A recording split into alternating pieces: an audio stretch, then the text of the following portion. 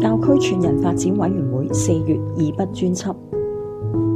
第一篇在戰火中堅守信仰，第二篇在傷痕中傳承希望，第三篇在聖神內與受造界相遇，第四篇和平的祭獻是及時和解。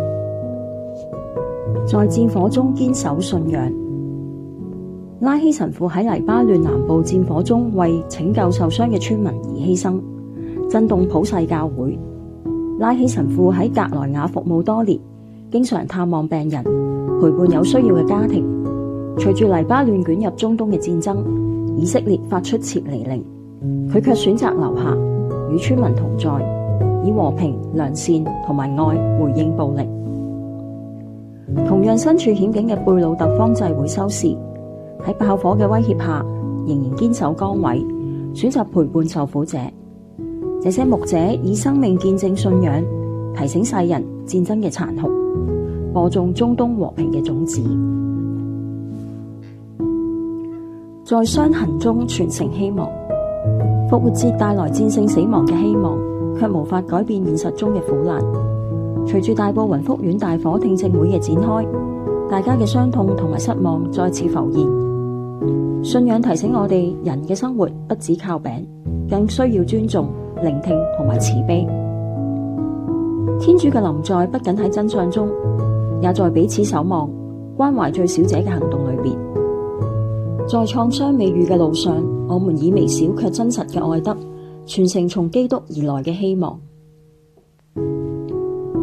在聖神內與受造界相遇。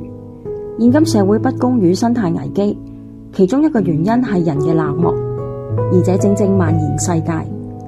教宗方濟各提出相遇文化，呼喚人聆聽窮人同埋大地嘅吶喊。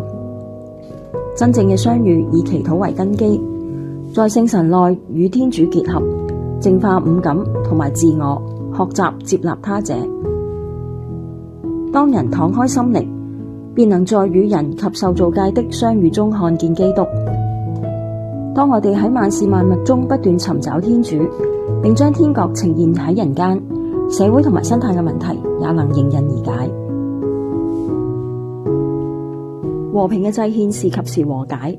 俄羅斯侵略烏克蘭多年，戰火迫使大量嘅烏克蘭人流離失所，也令到不少俄羅斯人逃避兵役，顯示戰爭嘅禍害已經超越國界。猶太拉比客舍爾提醒，人若錯失在和平中追求正義與為善，結果要面對在戰爭中作犧牲。主動去修補天主與人、人與人、群體與群體、人與受造界嘅關係，屬於天主教全人發展嘅實質內涵。一切嘅爭議應以尊重人性尊嚴與和平嘅方式解決，避免戰爭嘅悲劇。4月2筆嘅詳細內容，請到教區全人發展委員會嘅網站2筆專欄瀏覽。